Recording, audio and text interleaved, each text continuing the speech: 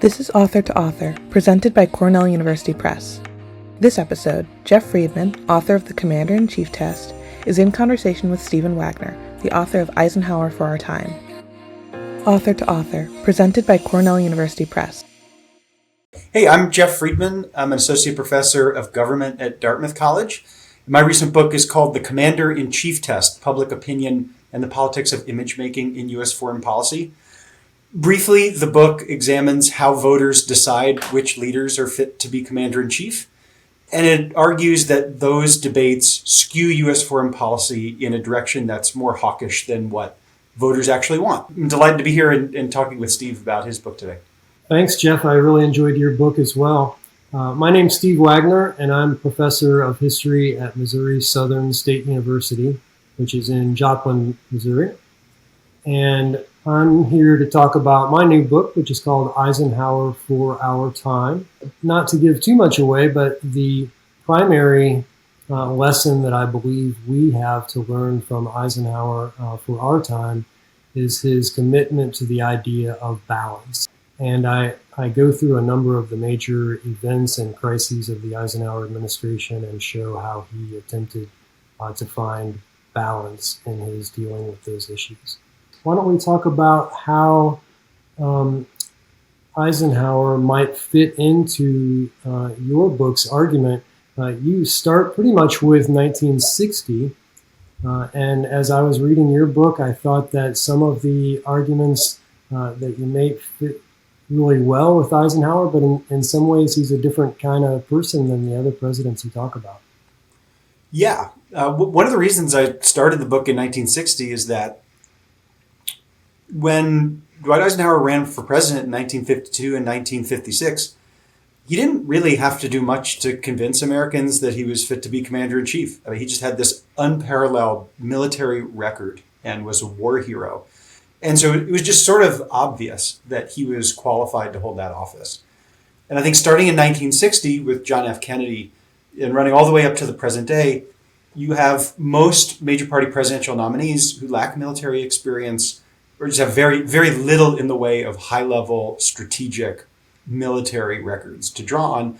And I think that means that they face pressures and electoral incentives that are a lot different from what General and then President Eisenhower faced. So I think, for example, one of the things I found really compelling about your discussion of balance was that part of what made Eisenhower so distinctive was his ability to stay out of crises, or to avoid escalating conflicts, or to keep the defense budget from rising.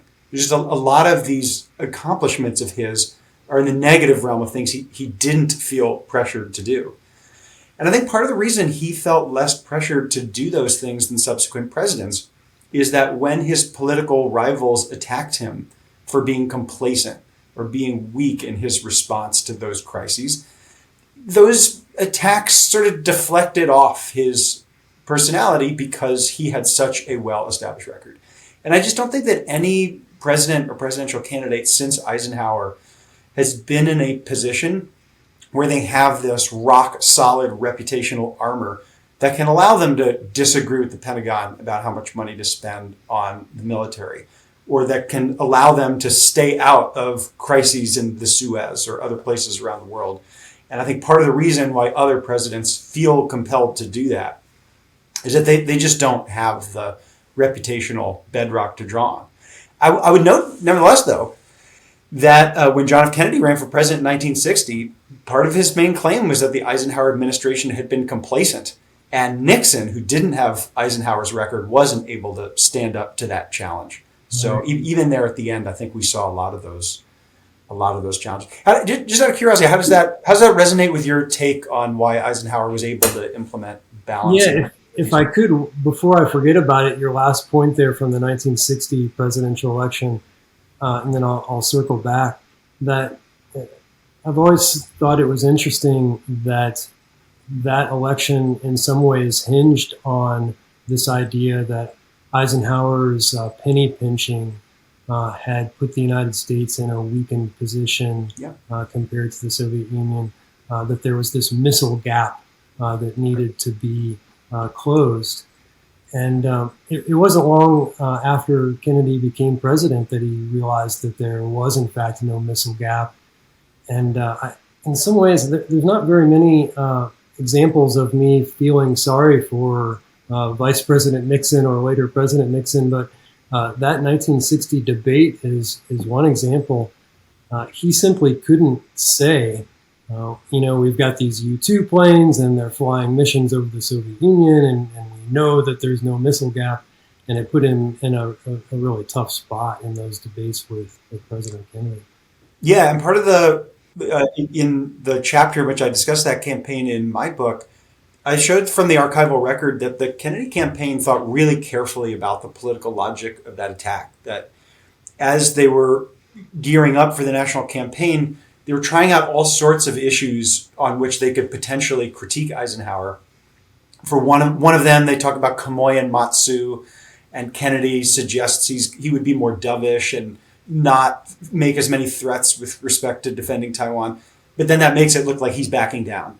Mm-hmm. And then in another time, he tries to say he'd be more hawkish on Cuba than Eisenhower and Nixon. Eisenhower and Nixon sort of disingenuously pretend they're not planning to try to oust Fidel Castro, and that makes Kennedy look bad.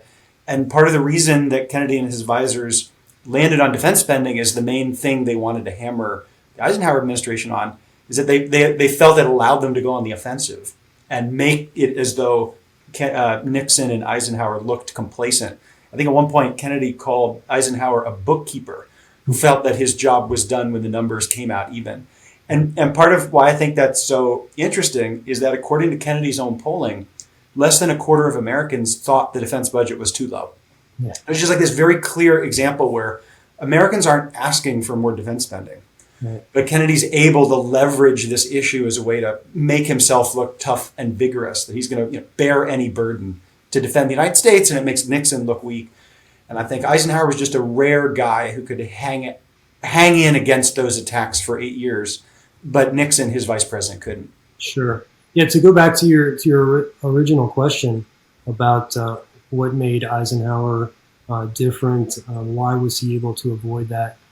I think you're absolutely right. One of the questions that people have been asking me as I've been trying to promote the book, if you could tell us one interesting fact about Eisenhower, what would it be? And I always like to throw out that bit about both political parties wanted him to be their nominee for president, first in 48 and then in 52.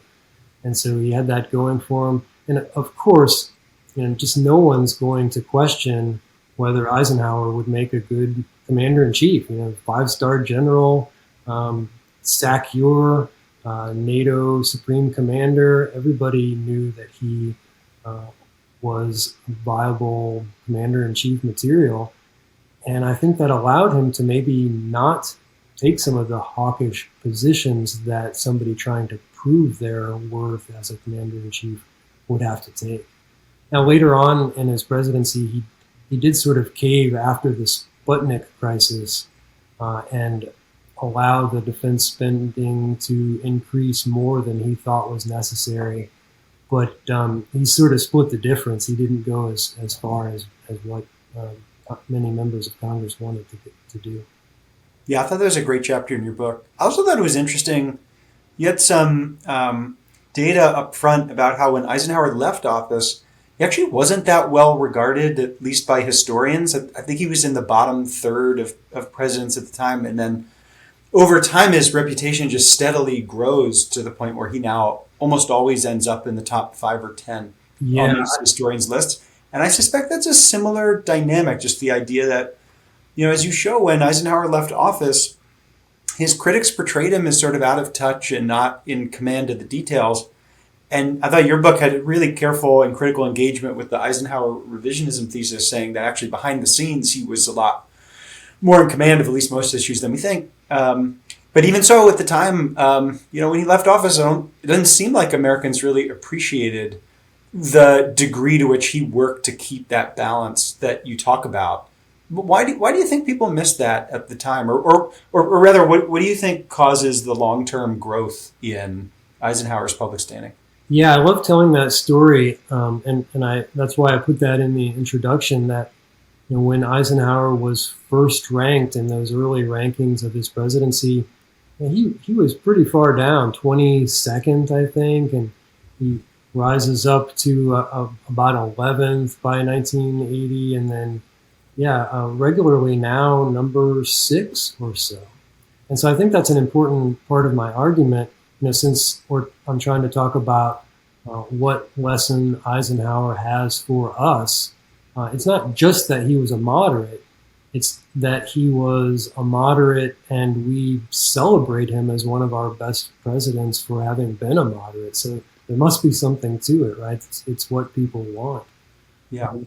The historiographical trend is pretty standard, I think. Presidents tend to be ranked fairly low right after they leave office.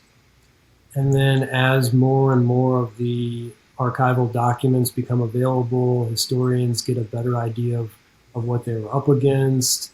And as they see future presidents not able to handle some of the same problems that they struggled with, it sort of puts it into perspective. But as far as Eisenhower in particular goes, I think his leadership style made people believe that he wasn't an active president. And the political science author Fred Greenstein made that famous thesis, The Hidden Hand Presidency, which was an important contribution to Eisenhower's historiography. That behind the scenes, we can see it in the minutes of the cabinet meetings, of the National Security Council meetings. He is the one making the decisions. He's given the go-ahead. He's not real concerned with taking the credit for it after the fact. And so it gave people the idea that he spent most of his time playing golf or fishing or whatever. It seems kind of funny now to think about it, but he leaves the presidency at the age of 70, which was at the time the oldest active president, in our history. And so people thought of him as kind of an old man. And so, it takes several generations for him to reach this level where he's at now. I have a question about updating Eisenhower for the present day. And I guess the idea would be, the question is something like, to what extent do we think that this concept of balance would be sustainable now? And I guess the main thing that was on my mind in reading your book was that so much of Eisenhower's foreign policy doctrine, and especially the new look that he had for defense strategy and his ability to use the new look to keep the costs of defense down, relied on nuclear weapons and a nuclear deterrent and a promise to escalate to nuclear weapons even if other states hadn't done that. And I just wonder, do we think that kind of thing could survive the development of the Russian and Chinese arsenal? Do we think that something like Kennedy's flexible response was ultimately destined to happen? Or do we think that the 1950s were just a unique time to execute this kind of balance? Or to what extent do we think that could have been sustained over the next several decades? Yeah, in regard to the new look, I think it was a policy framework for its time. During the 1960s, we start seeing communist insurgencies in what at the time was referred to as the Third World. And the idea of using nuclear weapons to put down a communist insurgency in the Congo or Guatemala or someplace like that just no longer seemed, that policy no longer seemed viable. You had to have both the nuclear umbrella protecting North America and Western Europe, and then a sort of counterinsurgency special forces kind of set up for putting down communism in the developing world. And so, I think maybe the new look had run its course. Also, maybe the idea of having a sort of set foreign policy framework that could be applied to any situation had kind of run its course. I found it interesting while researching the new look that several different times in the process, Eisenhower would say something along the lines of, it was kind of like when his people got too deep into the details, he would encourage them to not think of how this new look would apply. Of course, they didn't call it the new look at the time, but how this foreign policy framework would apply to every last detail, but just consider it a broader framework. And he would say, it's not the plan that matters, it's the planning. Yeah. The fact that they had thought this through so carefully would allow them to make decisions more quickly and more efficiently and with more information at their fingertips. And I just don't see us being able to do very many of those things today. We don't tend to have sort of named foreign policies, beyond maybe something like the war on terror or something like that can be applied to any given situation. And I guess the cynic in me just says we're too partisan for there to be deference even to a guy as well respected as Eisenhower. That the opposite party, whatever that party might be, is going to disagree with whatever policy is proposed by their opponent, even if they might have supported it had they come up with it themselves. It's so partisan, so political, that a guy like Eisenhower is hard to imagine.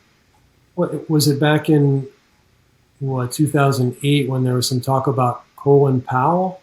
Maybe he was a guy that could have tried to fill that role. I'm not sure. What do you think about him?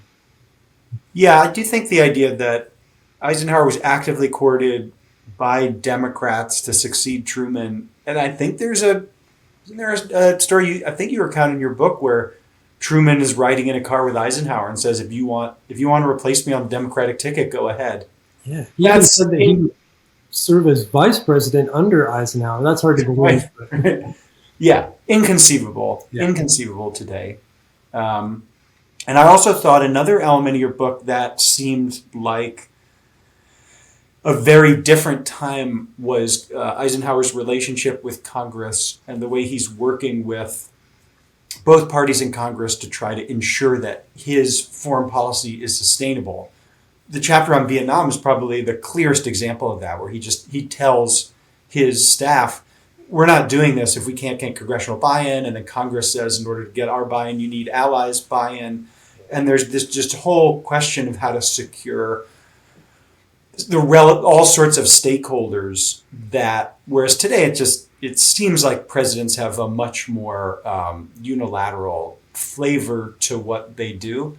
So I think your book sustains all of that. The only thing I would say, place I might differ a little bit, is that I think many of the core Eisenhower commitments are still pretty popular in both parties today. Defense spending is actually higher in real terms than it was in the 50s.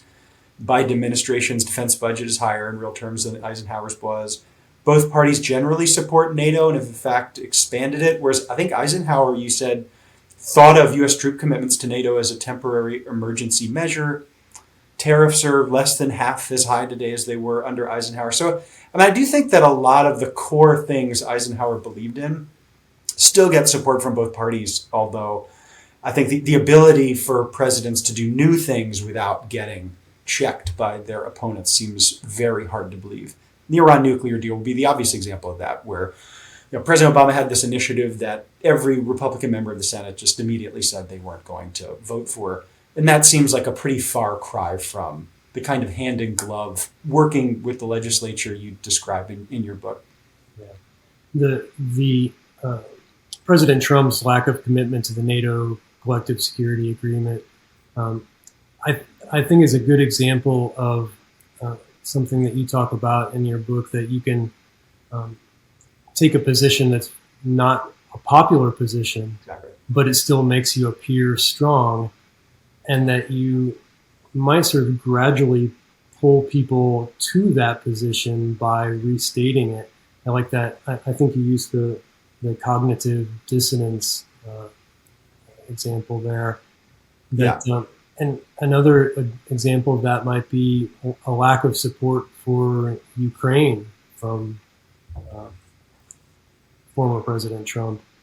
That I can't imagine that having been a popular position in the past, but once he adopted that position, now more and more people have come to that position. Yeah, part of the way that I try to connect my book's logic to contemporary politics is through Trump's America First foreign policies. And if you look at the elements of America First, large-scale rises in tariffs, unilateral diplomacy, abrasive relations with NATO, every one of those things polls terribly among the public and even within the Republican Party. A majority of Republicans say they don't like the substance of what Trump is doing on a lot of those things. But as you say, I think Trump has been very effective at using those policies to create this image of himself as this deal maker, this hard charger, who's going to put American interests first. And that's very much part of this strong leadership dynamic that voters want. And so I think Trump is unusual in so many ways, and political scientists shouldn't be too disappointed if their theories can't explain him. Like, he's just his own guy on so many dimensions. But I think America First is very much an example of where voters have to choose between the policies they like on the merits and the sort of personal traits of leaders that they admire. And I think is an example of how the latter tend to win out over the former in a lot of cases. Right. I was impressed, because I'm not a political scientist, but as a historian kind of looking at it from the outside, I would have assumed that no theories apply when it comes to Trump. He's just such a different person. But I was really impressed how you were able to show that, in fact, Trump fits into this idea of the commander-in-chief. To sort of circle back to the Vietnam chapters, I tried to be careful when writing about Vietnam in the 1950s, so I didn't want to leave the impression Eisenhower saved us from this terrible war. And in fact, in the 1960s, that became kind of a popular argument that Eisenhower. That's when his stock tends to begin going up. That people looked back and saw that he kept us out of Vietnam, whereas Kennedy and Johnson are now stuck in this quagmire.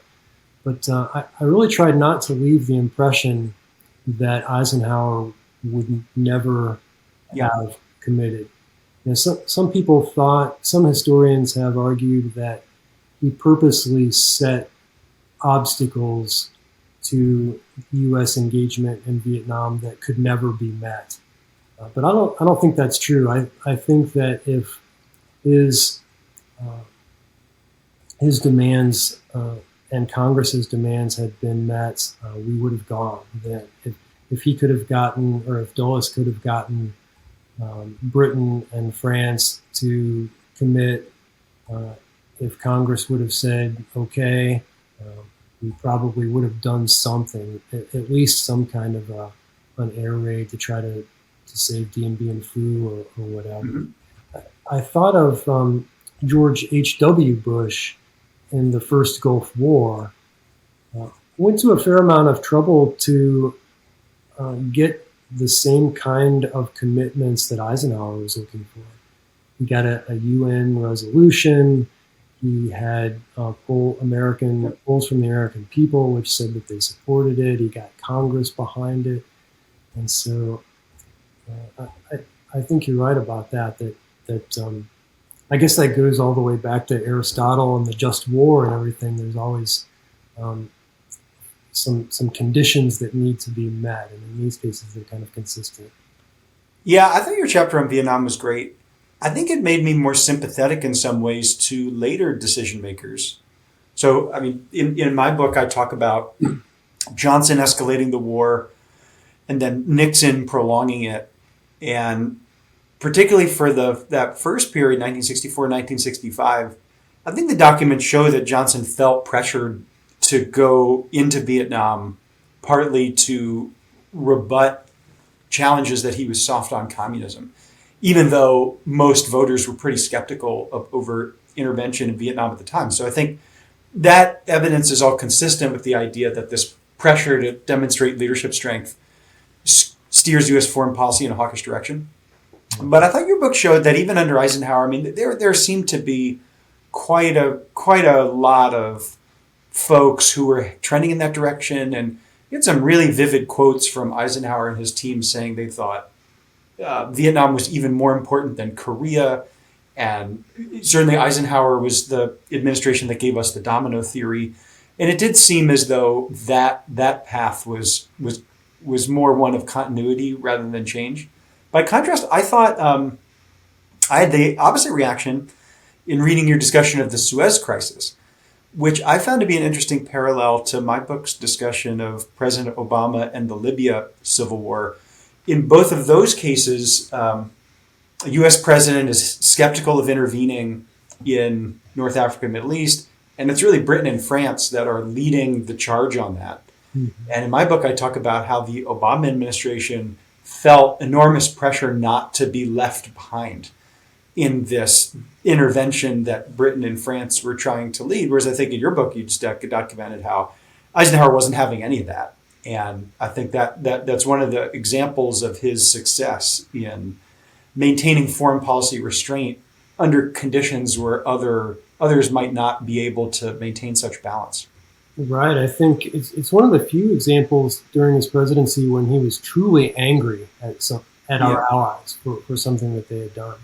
And the idea that they would go behind America's back and take this action without us being involved, even though I believe that he was in favor of the outcome that they wanted to achieve. Yeah. But just didn't want to do it in that way.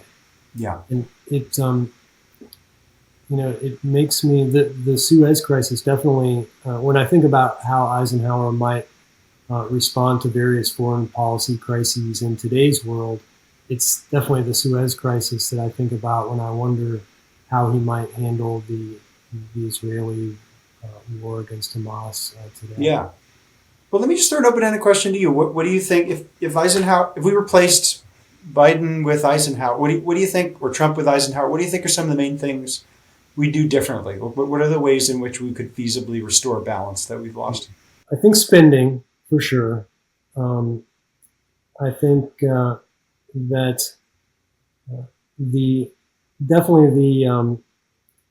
military-industrial complex, which he spoke about in his farewell address, that term has definitely been used in ways that he didn't intend it, but I think his concerns would still be there. And I think to an even greater extent, members of Congress protecting bases and defense industry in their districts, and the size of the industry and the pressure that it puts on the military to continue to spend. So I think that's an obvious one. I think he would still be concerned with that. Yeah. As far as the various different foreign policy crises in the world right now, I can't help but think that he would want to support Ukraine, but do it through a sort of united NATO approach. Mm-hmm. You mentioned earlier that he initially saw NATO as sort of a temporary post-World War II sort of situation. But given that Europe has never created a common defense or European defense community or anything like that, I think he would still be in support of collective security in the West. And so I think that support for Ukraine would probably funnel through that. Not to interrupt, do you think he would have supported NATO enlargement, or would he have seen that as going beyond America's core interests? Yeah, I think he might have seen it as being provocative to include the former Eastern Bloc countries. Mm-hmm. But it's hard to say, since the Eastern Bloc was still there when he left. It's hard to say how his views might have changed in the post-Cold War world. Yeah. Yeah. China, you mentioned China earlier, and definitely the Kimui-Matsu offshore island crisis is our best way of trying to see what Eisenhower thought about China and how he might deal with it. Definitely in his time, maybe even more so than today, our commitments to Taiwan would have shaped his views there. But there's always that struggle to find where is our defense perimeter, right? Mm-hmm. Maybe it includes Taiwan, but does it include this island off the coast of mainland China that you can, practically throw a rock and hit it from the mainland? I don't think we would have gone to war over those offshore islands. And to respond to your early thing, maybe we got lucky there. Yeah. You think he was bluffing with the nuclear threat in the Straits crisis? I think so. Yeah. Do you think? I wonder. I mean, that's often described as a place where he was reckless, and it does seem, particularly if you translate that scenario to today, it seems quite grave.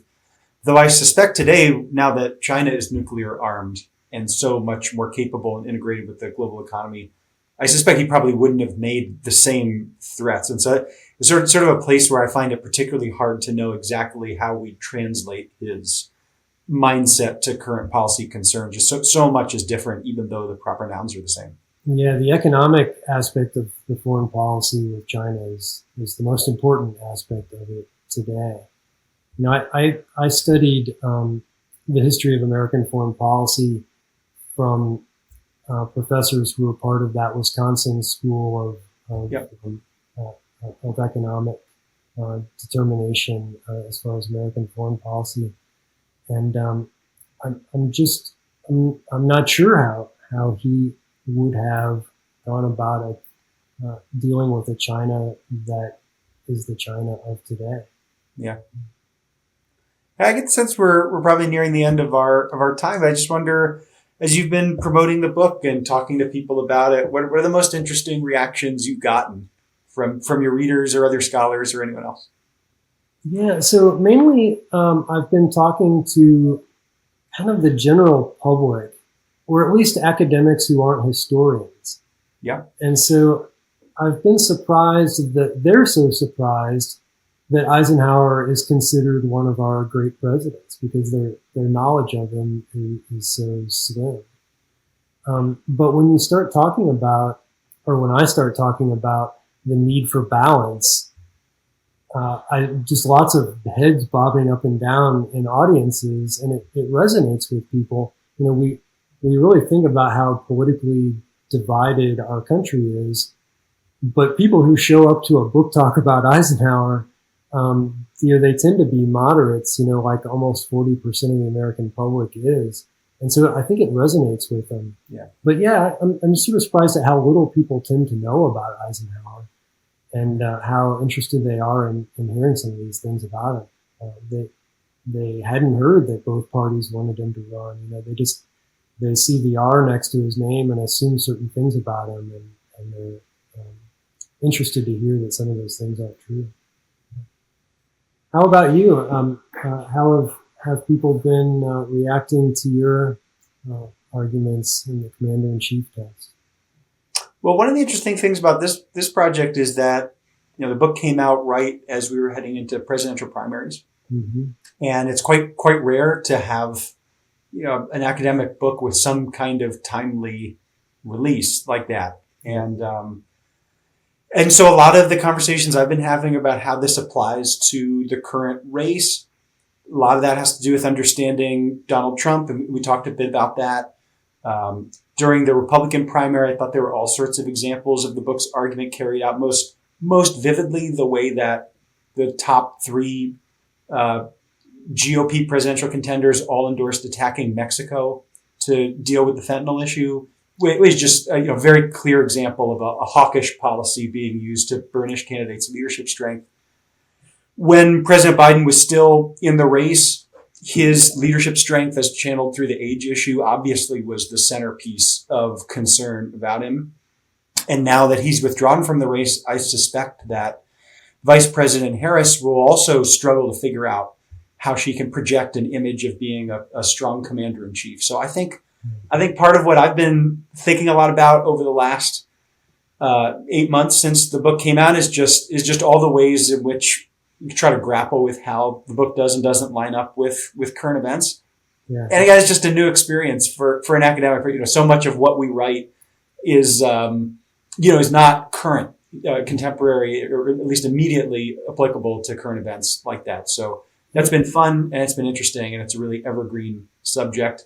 Yeah. And it's been really fun talking to you today about it. It's thanks, Jeff, and I do appreciate that, and the applicability of our works to the current presidential race. I wish that there was, historians don't often take sides. The demand for us to be objective is so great that we often just let it lay, let our readers decide whether something that we've written is applicable to the current situation. And it was a bit of a struggle to me to include those sections in each chapter, trying to make an argument to show how it applied to the current situation in the United States. And I do hope that it will resonate with some people in this election year. Unfortunately, you look at a book cover and it's got Eisenhower's picture on it and Eisenhower's name on it, and you think 1950s, and you're not necessarily thinking about current politics. But I hope that it does land on some people's nightstands as they think about this election. I'd love to send a copy to whoever's in Kamala Harris's camp or something. Yeah. Yeah. Do you have a project you're excited to work on next? As I was researching this book, I read a lot of Eisenhower's letters to his brothers, particularly his younger brother Milton, who was to Dwight's left politically, and his older brother Edgar, who was to his right politically. And they talk about issues, and Dwight Eisenhower, he's always in the middle. And I think it would be fun to publish a collection of these letters and annotate them as sort of American political spectrum in the 20th century kind of thing. So, I ended up spending a few extra days at the Eisenhower Library taking notes on these letters that didn't really apply to this book with that in mind. Nice. You working on something new already? Yeah, I'm doing a project on political polarization in U.S. foreign policy, why it's growing over time, how that will constrain America's global role. It's part of why I was interested in your mention of the difference between the Eisenhower administration and today on that. And actually, I have an article coming out in International Security in 2 months that talks about the degree to which bipartisan consensus over Eisenhower's foreign policy, the degree to which that's held up over the last 75 years. So I look forward to seeing that, and hopefully that will become a book at some point in the not too distant future, but we're working on it. Great. I look forward to that. Hey, thanks very much. This was awesome. I really enjoyed talking to you. Jeff, I think it went really well.